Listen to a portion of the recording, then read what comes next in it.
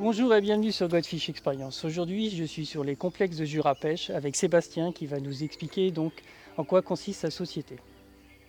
Bonjour, donc moi c'est Sébastien Méraud, Société Jura Pêche. Donc là on est sur deux carpodromes qui se trouvent à Récano sur la commune dans le Jura. Et donc vous avez un carpodrome, le carpodrome numéro 1 qui fait à peu près 2 hectares, 24 postes. Carpodrome numéro 2 qui fait 1 hectare 70 avec 16 postes. Sur lequel j'organise des concours. Donc vous avez une population d'environ 4 tonnes 6 sur le carpodrome numéro 1 et une population de 3 tonnes sur le carpodrome numéro 2. Donc ces deux carpodromes, ça va aussi bien pour la pêche pour s'amuser, pour une journée que ce soit au coup en anglais skipper feeder, et sinon aussi pour les challenges, les compétitions que j'organise à peu près tous les 15 jours, quoi. Vous avez aussi sur ma société d'autres plans d'eau pour la pêche. Donc il y a Nennesland, c'est l'étang de pêche à l'esturgeon, avec des esturgeons de 10 à 44 kg. C'est un plan d'eau qui fait 5 hectares, sur lequel vous avez 5 postes pour la pêche en batterie, avec des 48 heures minimum, et un poste pêche à la journée, pour la pêche au coup par exemple. Et après vous avez un étang à carpe pêche en batterie, sur 3 hectares 20 avec 2 postes, et la ficherie sur lequel on s'amuse aussi au coup, anglais skipper feeder, pour pêcher le blanc, des carpes jusqu'à 18 kg, et c'est le plan d'eau aussi qui fait black bass, sur lequel on pêche en flotte tube ou en barque. C'est un plan d'eau qui fait 5 hectares 45. Voilà. Eh ben, on peut dire qu'il y a du choix. Il y a de quoi s'amuser, il y a de quoi se faire plaisir. Voilà. Merci Sébastien. Ben, de rien, merci. Donc là, on est sur un carpodrome et on va parler méthode. Vous êtes encore beaucoup à me poser plein de questions sur la pêche aux méthodes. Je vais essayer de vous donner des conseils pour améliorer vos parties de pêche et peut-être avoir plus de touches et plus de poissons. Donc on va parler canne, sion, nylon, un peu méthode et comment mettre tout ça en œuvre. Là, je vais commencer par mouiller de l'amorce et des pelets et je vais m'installer.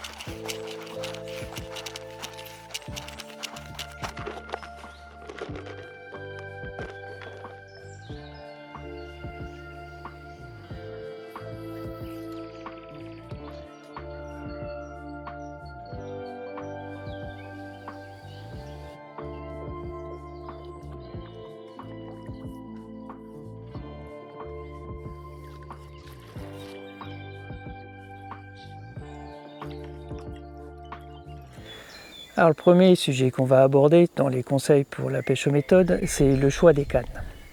C'est pas parce qu'on cherche des poissons de plus d'1 kilo, voire 10 kg, qu'il faut pêcher avec des barres à mine. Heureusement, les mentalités sont en train de changer en ce moment et je vois que vous êtes de plus en plus à être à la recherche de cannes soi-disant paraboliques, parce que des cannes paraboliques, il n'y en a quand même pas 50 sur le marché. Mais au moins, vous êtes à la recherche de cannes souples et vous aimez les images où les cannes sont cintrées sur les poissons quand vous les sortez de l'eau. Donc moi j'utilise des cannes qui sont quand même très fines et qui plient quand on sort du poisson. Cette canne elle est minimaliste, elle a un blanc super fin, mais avec ça j'ai sorti des poissons pour le moment de 12 kg. C'est pas parce que votre canne est fine et qu'elle plie que vous n'allez pas réussir à sortir les poissons.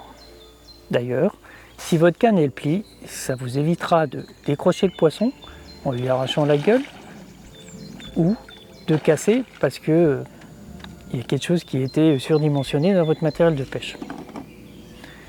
Donc faites-vous plaisir et utilisez des cannes fines qui plient sur la sortie des poissons. Alors maintenant on va parler des tailles de ces cannes. Depuis longtemps pour pêcher aux méthodes, je n'utilise que des cannes de 10 pieds. Pourquoi ? Avec une canne courte, vous êtes plus précis. Le fait d'utiliser une canne très courte vous permet d'utiliser un manche d'épuisette plus court. Ce manche d'épuisette fait 2,90 m. Le fait d'utiliser une canne courte me permet de rapprocher le poisson très près de la berge. Si je peux rapprocher le poisson très près de la berge, je n'ai pas besoin d'un long manche d'épuisette. Et qui dit manche d'épuisette court, dit manche d'épuisette rigide et maniable. Dans certaines vidéos, vous avez déjà vu que j'allais carrément à la recherche du poisson avec ma tête d'épuisette. Mais ça, je ne peux que le faire parce que j'ai un manche d'épuisette qui est rigide. Et pour avoir un manche d'épuisette rigide, il vaut mieux qu'il soit court. Et qui dit manche court, dit manche léger. Donc on augmente le confort. Maintenant, on va faire un petit focus sur les sions. Encore une fois, c'est pas parce qu'on pêche la carpe qu'il faut utiliser des sions super rigides. Là, j'ai quand même des sions très souples. Alors, pourquoi utiliser un sion souple? Là, j'ai un tout petit méthode de 20 grammes parce que je pêche dans pas beaucoup d'eau. Et bien, avec un sion rigide, c'est quand même compliqué de tendre votre ligne sans déplacer le méthode au fond. Je vous rappelle que le concept de la pêche aux méthodes, c'est d'avoir l'èche qui est présentée au milieu de votre tas d'amorce. Donc à partir du moment où le méthode touche le fond, l'amorce se dilate et l'èche se libère. Si vous avez le malheur de déplacer votre méthode en essayant de tondre le sion, vous aurez l'èche qui sera loin de votre tas d'amorce et donc le méthode sera inactif. Avec un sion souple, vous arrivez à détecter les fausses touches. Ne vous inquiétez pas, quand on a une touche aux méthodes, la canne se plie franchement et il n'y a aucune équivoque possible entre une fausse touche et une vraie touche. Ou alors c'est que vous pêchez des gardons aux méthodes. Maintenant, petit focus sur le corps de ligne de votre canne pour pêcher aux méthodes. Donc là, pour pêcher dans ce carpodrome, j'utilise un 22 centièmes. Et c'est déjà fort. J'ai d'autres cannes avec des 20 centièmes. Le fait d'avoir un nylon fin va vous permettre de lancer plus loin et d'avoir une ligne plus souple. Plus votre nylon va être épais, plus il va être rigide. Je ne peux que vous conseiller d'utiliser des corps de ligne fins. Ça permet de lancer plus loin. Si vous regardez la vidéo de secours, j'ai pêché en 22 centièmes et j'ai arrivé à lancer des filaires de 30 grammes jusqu'à 40 mètres. C'est quand même loin pour pêcher au filaire avec des cannes de 10 pieds. Mais ça, je peux le faire juste parce que j'utilise des petits corps de ligne. Et pareil, mes bas de ligne sont forcément en conséquence. Là, j'ai un 18 centièmes.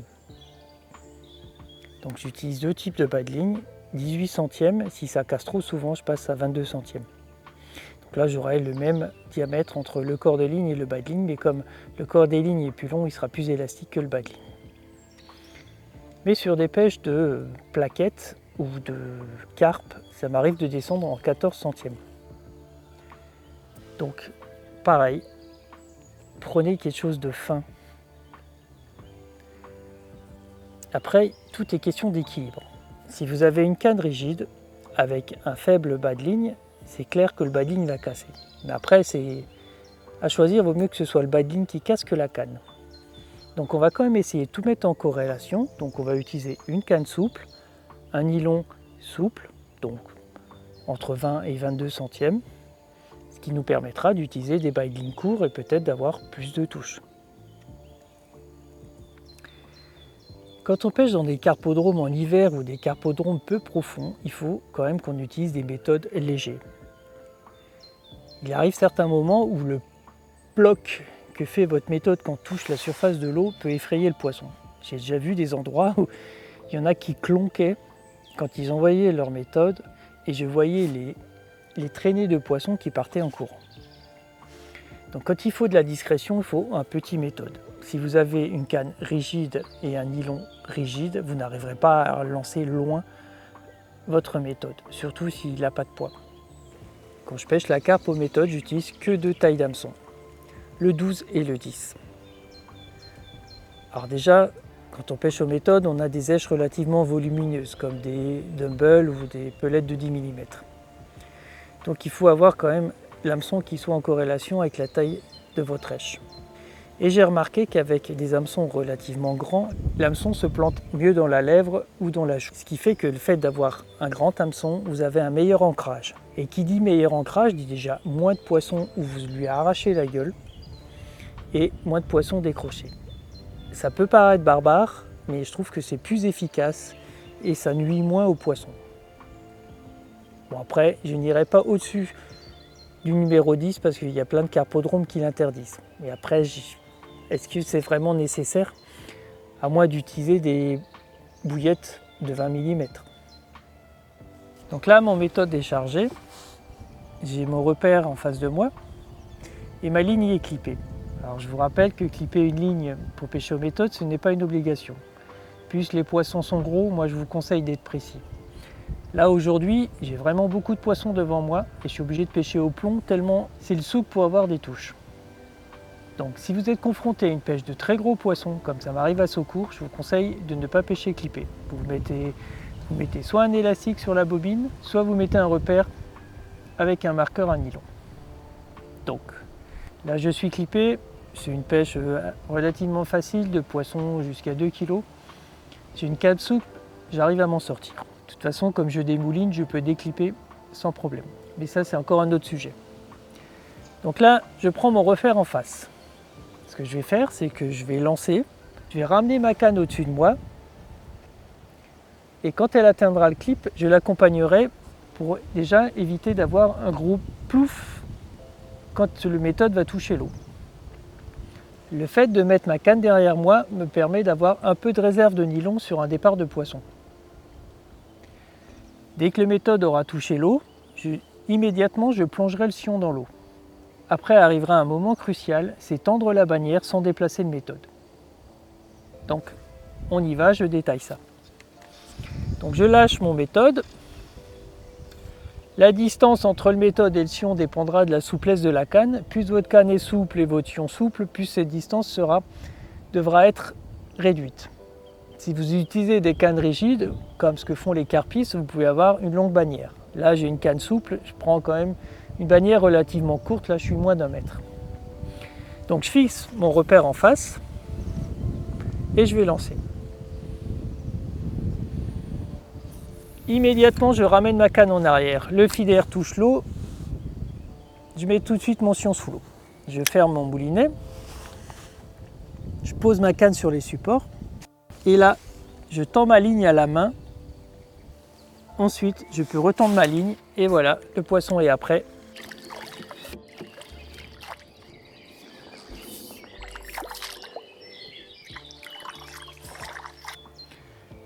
L'erreur que je vois le plus souvent sur les carpodromes, c'est les gens qui ferrent quand ils pêchent aux méthodes.